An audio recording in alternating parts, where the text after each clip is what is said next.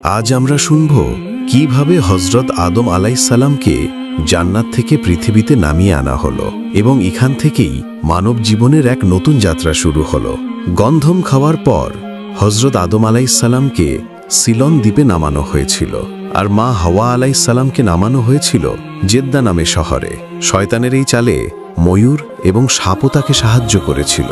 তাই আল্লাহ তাআলা ময়ূরকে ডাকলেন, বললেন, হে মোর, তোমার অপরাধ অনেক বড়।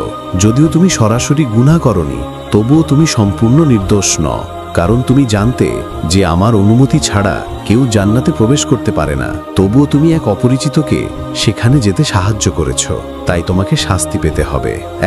প্রথমত, তোমার জায়গা আর জান্নাতে হবে না। দ্বিতীয়ত, তোমার দেহের অতুলনীয় সৌন্দর্য হ্রাস করে দেওয়া হবে। বিশেষ করে তোমার পা, যা সবচেয়ে সুন্দর ছিল, সেগুলিকে বৎসত বা কুৎসিত করে দেওয়া হবে। এরপর আল্লাহর হুকুমে ফেরেশতারা ময়ূরকে জান্নাত থেকে বের করে পৃথিবীতে ছেড়ে এলেন। এরপর আল্লাহ তাআলা সাপকে ডেকে বললেন, হে সাপ, আমি তোমাকে সমস্ত সৃষ্টির মধ্যে সবচেয়ে বেশি সৌন্দর্য দিয়েছিলাম, তোমাকে জান্নাতে রেখেছিলাম, কিন্তু তুমি আমার আদেশের বিরুদ্ধাচরণ করছো। তুমি শয়তানকে আমার অনুমতি ছাড়া জান্নাতে প্রবেশ করিয়েছ। এবার তুমিও শাস্তি পাবে। তোমার চেহারা বিকৃত করে দেওয়া হবে, তোমার পাগুলো শেষ করে দেওয়া হবে। এখন তুমি জীবনভর পা ছাড়াই হামাগুড়ি দিয়ে ঘুরবে। আর যে মুখ দিয়ে তুমি শয়তানকে জান্নাতে প্রবেশ করেছিলে, সেই মুখে এখন সুগন্ধির বদলে বিষ ভরে দেওয়া হবে। মানুষ তোমাকে দেখা মাত্রই মারার চেষ্টা করবে। এরপর আল্লাহর হুকুমে ফেরেশতারা সাপকেও জান্নাত থেকে বের করে পৃথিবীতে ছেড়ে এলেন। এখন জান্নাত থেকে বেরিয়ে হযরত আদম আলাইহিসসালাম সন্দ্বীপের মরুভূমিতে এবং বিবি হাওয়া আলাইহিসসালাম জেদ্দা শহরে নামলেন। চারদিকে অন্ধকার, না কোনো মানুষ, না কোনো শব্দ নেই। অচেনা পৃথিবীতে হঠাৎ নেমে এসে দুজনেই হতবাক ও দুঃখে নিমজ্জিত ছিলেন। আদম আলাইহিসসালাম সন্দ্বীপে বসে কাঁদছিলেন এবং হাওয়া আলাইহিসসালাম জেদ্দায় বসে একইভাবে অশ্রু বিসর্জন দিয়েছিলেন। কিছু বর্ণনা অনুযায়ী তারা এভাবেই ৩০০ বছর ধরে চোখের জল ফেলেছিলেন। এরপর আল্লাহ রাব্বুল আলামিন তার এই দুঃখিত ও ভগ্নহৃদয় বান্দাদের প্রতি রহমতের দৃষ্টি দিলেন। তারপর তিনি হযরত জিবরাইল আলাইহিসসালামকে আদেশ দিলেন, হে জিবরাইল, আমার বান্দা আদমের কাছে যাও এবং তাকে বলো যে সে যেন মক্কায় যায় এবং সেখানে আমার জন্য হজ করে। আল্লাহর আদেশ পেয়ে হযরত আদম আলাইহিসসালাম সফরের জন্য বেরিয়ে পড়লেন। মুফাসসিরগণ লিখেছেন, যখন আদম আলাইহিসসালাম সন্দ্বীপ থেকে মক্কার দিকে হাঁটতে শুরু করলেন, তখন আল্লাহ তাআলা তার জন্য জমিনকে এতটাই নিকটবর্তী করে দিলেন যে মাত্র ৩০ কদমে তিনি মক্কা শরীফে পৌঁছে গেলেন। মক্কা পৌঁছে হযরত আলী আলাইহিসসালাম জাবালে রহমতের কাছে বসে পড়লেন। ক্লান্ত ভেঙে পড়া মনোবল নিয়ে চোখ থেকে অশ্রু ঝরছিল। তিনি হাত তুলে দোয়া করলেন, হে আমার মালিক, আমার এবং আমার স্ত্রীর গুনাহ মাফ করে দিন। আমি জানি না হাওয়া এখন কোথায় কি অবস্থায় আছে, তাও নাই বা জানা আছে যে আমি কোথায় আছি। হে আমার রব, দয়া করে আমাদের ভুল ক্ষমা করে দাও এবং আমাদের আবার মিলিয়ে যাও। হযরত আদম আলাইহিসসালামের এই দোয়া আল্লাহর দরবারে কবুল হতে শুরু করল। তিনি আকাশের দিকে চোখ তুললেন। হঠাৎ তার দৃষ্টির সামনে আসে মহান আরশ প্রকাশিত হলো। তিনি দেখতে পেলেন আরশে লেখা আছে, লা ইলাহা ইল্লাল্লাহু মুহাম্মাদুর রাসূলুল্লাহ। এই দৃশ্য দেখে আদম আলাইহিসসালামের একটি পুরনো স্মৃতি তাজা হলো। যখন আল্লাহ তাকে সৃষ্টি করেছিলেন, তখন তিনি প্রথমবার এই আরশের নিচে লেখাটি দেখেছিলেন। এখন আদম আলাইহিসসালাম আবার হাত তুললেন এবং বড় কোমলতা ও ব্যাকুলতার সঙ্গে বললেন, হে আমাদের রব, আপনার হাবিব মুহাম্মাদুর রাসূলুল্লাহ সাল্লাল্লাহু আলাইহি ওয়াসাল্লামের ওসিলায় আমাদের গুনাহ মাফ করে দিন। যখন আদম আলাইহিসসালাম তার হাবিব মুহাম্মদ সাল্লাল্লাহু আলাইহি ওয়াসাল্লামের নাম নিলেন, তখন রহমতে ইলাহির সমুদ্র যেন উদ্বেলিত হলো।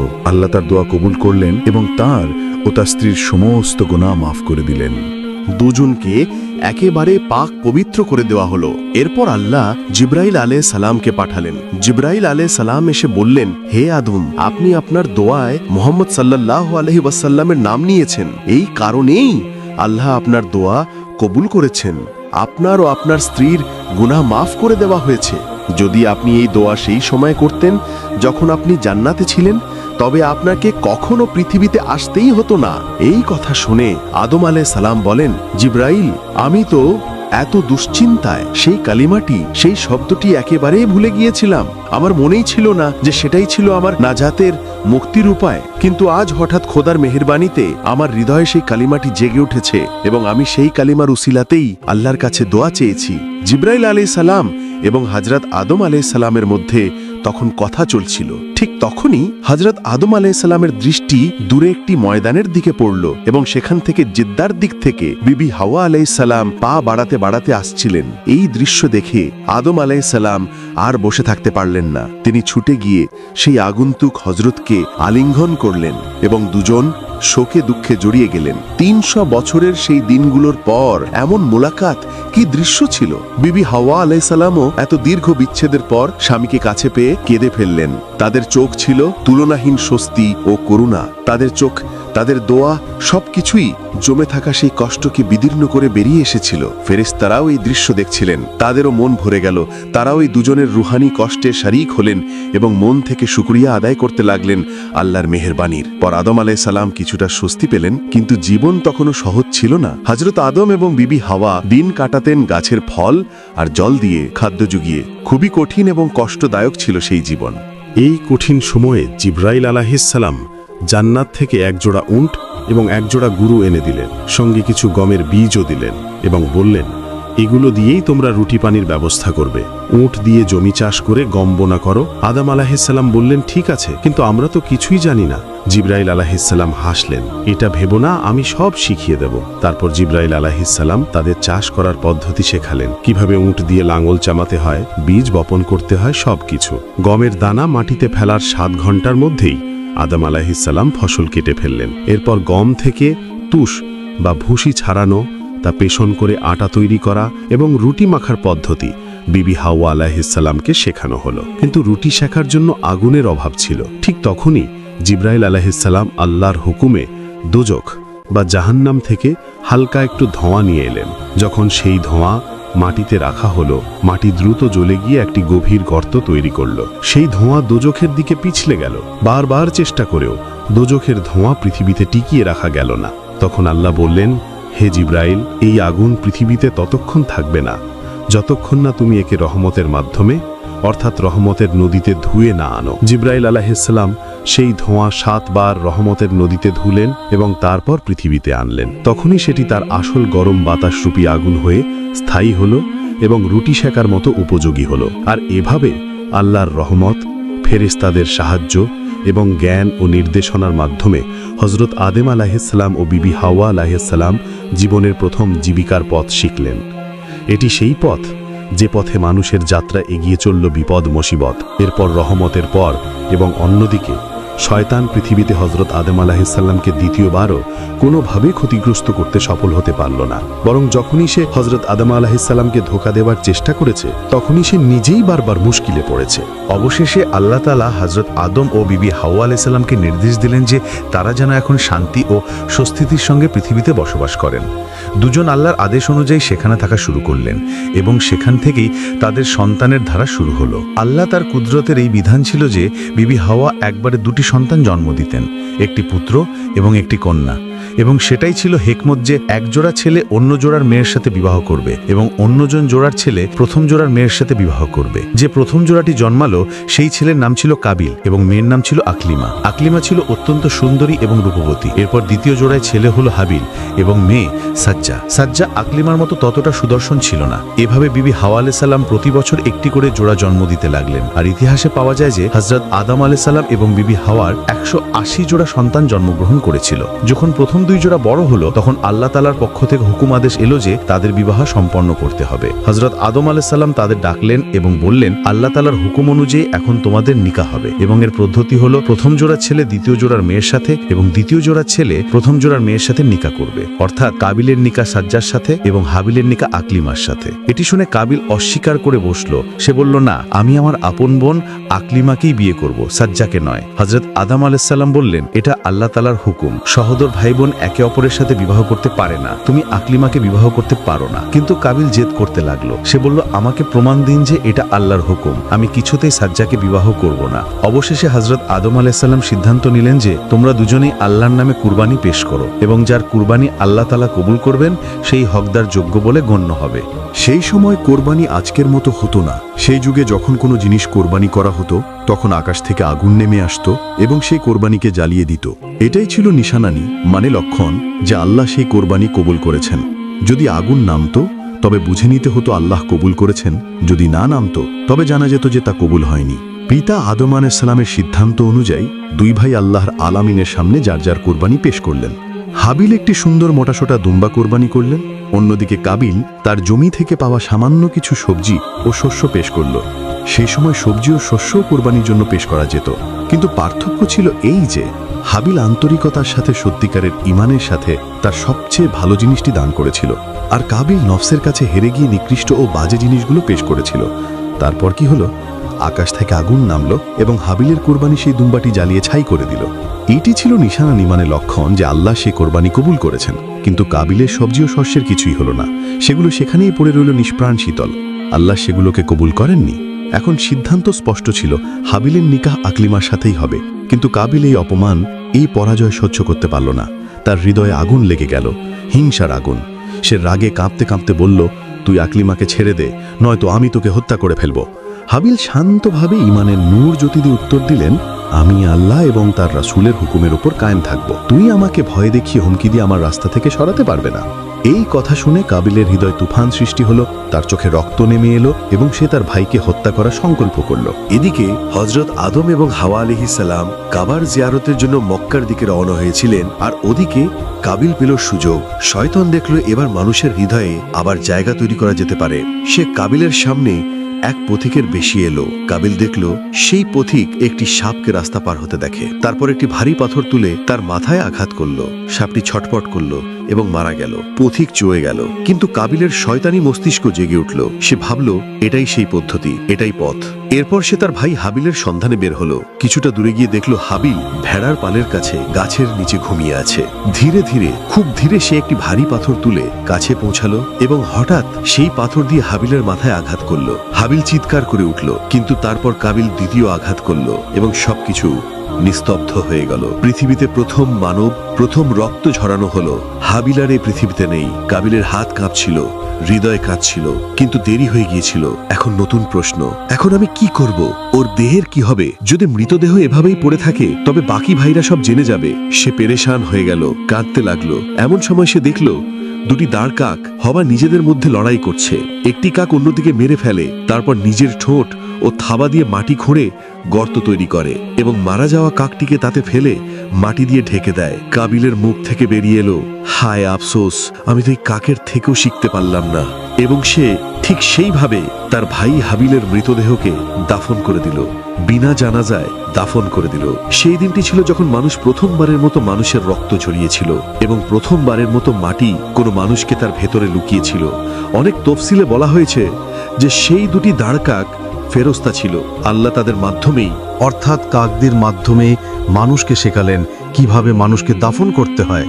কারণ ততদিনে এই পৃথিবীতে মৃত্যুর কোনো নমুনা ছিল না, না ছিল দাফনের কোনো রীতিনীতি। এই ঘটনা থেকে মানুষ মৃত্যু ও দাফনের প্রথম শিক্ষা পেল। কাবিল বুঝল যে এখন রাস্তা পরিষ্কার, সে আকলিমাকে বিবাহ করে নেবে। কিন্তু যেই না সে আনন্দের সাথে এগিয়ে গেল, অমনি আল্লাহর হুকুমে তার পা মাটিতে আটকে গেল। সে নিজেকে টেনে বের করতে পারল না। সে বারবার আল্লাহর জিকির করতে লাগলো এবং দয়া প্রার্থনা করতে থাকলো। আল্লাহর সিদ্ধান্ত এলো, হে পাপী, যে নিজের রক্তের সম্পর্ক ছিন্ন করেছে তার শাস্তি হবে যে তাকে জীবিত অবস্থায় মাটিতে চাপা দেওয়া হবে। মাটি তাকে ছেড়ে দিতে অস্বীকার করল।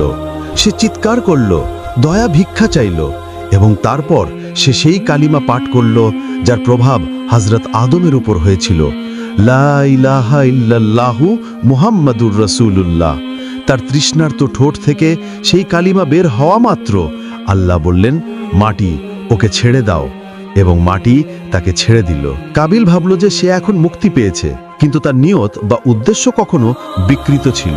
সে আকলিমার কাছে পৌঁছে দুঃসাহস বা গুস্তাকি করতে লাগলো এবং তারপর আল্লাহ তাকে বিভিন্ন শাস্তির হাতে সোপর্দ করলেন। তাকে একটি নির্জনে ভিরানে নির্বাসিত দেশান্তরিত করা হলো এবং সেখানে একজন ফেরেশতাকে হুকুম দেওয়া হলো যে তাকে বারবার পাথর দিয়ে আঘাত করে শাস্তি দিতে হবে। আঘাত লাগবে, আবার ঠিক হবে, আবার আঘাত লাগবে এবং এই শাস্তি কিয়ামত পর্যন্ত চলতে থাকবে। পাথরের জোরালো আঘাতে কাবিল কাতর হয়ে উঠল। আকাশ চিরে তার কষ্টদায়ক চিৎকার বেরিয়ে এলো এবং সে অজ্ঞান হয়ে মাটিতে লুটিয়ে পড়ল। যখন জ্ঞান ফিরল তখন তাকে দ্বিতীয়বার আঘাত করা হলো। ওদিকে হযরত আদম আলাইহিস সালাম হজ আদায় করে যখন দেশে ফিরলেন, তখন দেখলেন হাবিল কোথাও নজরে আসছে না। আদম ও হাওয়া দুজনেই অস্থির হয়ে উঠলেন, কারণ হাবিল ছিল তাদের সবচেয়ে প্রিয় সন্তান। হাবিল নেক ছিল, সৎ ছিল, সাহসী ছিল এবং মা বাবার সব কথাকে সম্মান করত। তাই যখন তাকে খুঁজে পাওয়া গেল না, তখন দুজনেরই হৃদয়ে ভেঙে গেল। কিন্তু কাবিলের কথা কারো মনেও এলো না, কারণ তার আচরণই খারাপ ছিল। সে না ইবাদাত করত, না কাউকে সম্মান করত। মা বাবাও সবসময় তার থেকে দূরে থাকতেন। হযরত আদম আলাইহিসসালাম ও হাওয়া তাদের প্রিয় সন্তানের সন্ধানে দিওয়ানা হয়ে গেলেন। পৃথিবীর কোণে কোণে খুঁজতে লাগলেন। একদিন জিব্রাইল আলাইহিসসালাম তাদের ক্রন্দনরত মুখ দেখে আর ধৈর্য রাখতে পারলেন না। তিনি বললেন, হে আদম, আপনার প্রিয় পুত্র হাবিল আপনার অবাধ্য পুত্র কাবিল তাকে হত্যা করে ফেলেছে এবং বিনা জানাজায় অমুক জায়গায় দাফন করে দিয়েছে। এই কথা শুনে হযরত আদম আলাইহিসসালাম কেঁপে উঠলেন। কাঁদতে কাঁদতে বললেন, হে জিব্রাইল, আমাকে আমার পুত্রের কবর দেখিয়ে দাও। জিব্রাইল আলাইহিসসালাম তাকে নিয়ে হাবিলের কবর পর্যন্ত পৌঁছালেন। বললেন, এটাই হলো হাবিলের কবর। আদম ও হাওয়া দুজনেই প্রথমে তার জানাজা পড়লেন। তারপর কবরের পাশে বসে অনেকক্ষণ ধরে কাঁদতে থাকলেন। এমনকি যন্ত্রণা কাতর হয়ে আদম আলাইহিসসালাম কবর খুঁড়ে হাবিলের দেহটি বের করে নিলেন এবং একটি সিন্দুক বা বাক্সে ভরে ঘরে নিয়ে এলেন। প্রতিদিন 8 থেকে 10 বার তিনি সেই বাক্স খুলে হাবিলের চেহারা দেখতেন, চোখের জল ফেলতেন, তার হৃদয়ে আর্তনাদ করত, চোখ পানিতে ভেসে যেত কান্নায়। অবশেষে একদিন জিব্রাইল আলাইহিসসালাম আবার এলেন এবং বললেন, হে আদম, মৃতদেহকে এভাবে ঘরে রাখা আল্লাহ তাআলার আইনের পরিপন্থী। আল্লাহর সন্তুষ্টির জন্য এটিকে দাফন করে দিন। তখন আদম আলাইহিসসালাম তার সমস্ত পুত্রদের ডাকলেন, জানাজা পুনরায় পড়লেন এবং তার ঘরের এক কোণে হাবিলকে দাফন করে দিলেন। পরে কিছুকাল পরে আল্লাহ তাদের আরও এক পুত্র দান করলেন, হযরত শীশ আলাইহিস সালাম। তিনি আদমের সন্তানদের মধ্যে সবচেয়ে নেক, পুণ্যবান ও সৎ মানুষ ছিলেন। আল্লাহ তাকে নবুয়ত, ঐশীবাণী প্রচারের দায়িত্ব দান করেছিলেন। হাবিলের শূন্যস্থানে শীশ আদমের হৃদয়ে স্থান করে নিলেন। তিনি সবসময় তার বৃদ্ধ পিতার সেবায় নিয়োজিত থাকতেন। একদিন হযরত আদম আলাইহিস সালাম সমস্ত পুত্রকে বললেন, আমার জন্য কিছু ফল নিয়ে এসো। সবাই চলে গেলেন, কিন্তু শীশ সেখানেই থেকে গেলেন। আদম জিজ্ঞেস করলেন, ওহে শীশ, তুমি ফল আনতে গেলে না কেন? শীশ মাথা ঝুঁকিয়ে বললেন, আব্বাজান, আপনি তো জান্নাতের মিষ্টি ফলের স্বাদ গ্রহণ করেছেন। এই দুনিয়ার বিষাদ ফল আমি আপনার সামনে কিভাবে পেশ করি? যদি আপনি চান তবে আল্লাহর কাছে দোয়া করুন, আমি আপনাকে জান্নাতি ফল দান করবেন। হযরত আদম আলাইহিস সালাম শীশের কথা শুনে বললেন, বিনম্রতার সঙ্গে বললেন, ওহে আমার প্রিয় পুত্র, আমি তো সেই সময় আল্লাহ তাআলার হুকুমের বরখেলাফ আদেশ অমান্য করে ভুল করেছিলাম। গন্ধম খাবার কারণে আমাকে এই পৃথিবীতে নামিয়ে দেওয়া হয়েছে। এখন আবার কোনো খাবার জিনিসের জন্য কিছু চাইতে আমার খুব লজ্জা হচ্ছে। এরপর তিনি বললেন, এর চেয়ে ভালো এই যে তুমি, ওহে আমার নিষ্পাপ পুত্র, তুমি আল্লাহর দরবারে দোয়া করো, কারণ তুমি পবিত্র, তুমি নির্দোষ, তোমার দোয়া নিশ্চয়ই কবুল হবে। তখন হযরত শীশ আলাইহিস সালাম মাথা ঝুঁকিয়ে নম্র হৃদয়ে আল্লাহ তাআলার দরবারে হাত তুলে আরজি জানালেন, হে আমার রব, আপনার বান্দা আদমের জন্য কিছু ফল পাঠিয়ে দিন। আল্লাহ তাআলা শীশ আলাইহিস সালামের দোয়া কবুল করলেন এবং জান্নাত থেকে প্রচুর ফল একটি হুরকে দিয়ে শীশ আলাইহিস সালামের কাছে রওনা করে দিলেন। সেই হুর এলেন নূরানী, অর্থাৎ আলোকময় চেহারা নিয়ে। বললেন, হে শীশ আলাইহিস সালাম, আল্লাহ তাআলা আমাকে এবং এই সমস্ত ফল আপনার জন্য পাঠিয়েছেন। শীশ আলাইহিস সালাম সব ফল নিয়ে তার আব্বা হযরত আদম আলাইহিস সালামের সামনে পেশ করলেন। আদম আলাইহিস সালাম জান্নাতি ফল খেলেন। তার চেহারায় শান্তি ও শুকরের নূর, ধন্যবাদ জ্ঞাপনের জ্যোতি ছেয়ে গেল। এরপর তিনি শীশ আলাইহিস সালামের নিকা সেই জান্নাতের হুরটির সাথে দিয়ে দিলেন এবং হুরটিকে বললেন, ওহে আমার কন্যা, এবার তুমি আবার জান্নাতে ফিরে যাও, কারণ এই পৃথিবী তোমার উপযোগী নয়। একদিন জান্নাতেই তোমার সাথে শীশের সাক্ষাৎ হবে, পৃথিবীতে নয়। হুর আদম আলাইহিস সালামকে সালাম করলেন, আসসালামু আলাইকুম, এবং নূরের মতো অদৃশ্য হয়ে গেলেন। হযরত আদম আলাইহিস সালাম প্রায় 1200 বছর পর্যন্ত জীবিত ছিলেন। এই সময় তার 350-এরও বেশি সন্তানাদি হয়েছিল। তিনি তার সমস্ত পুত্র কন্যাকে দুনিয়া ও আখিরাতের উভয়েরই শিক্ষা দিয়েছিলেন। শুধুমাত্র কাবিল ছিল যে পথভ্রষ্ট হয়েছিল, বাকি সবাই ঈমানদার ছিলেন।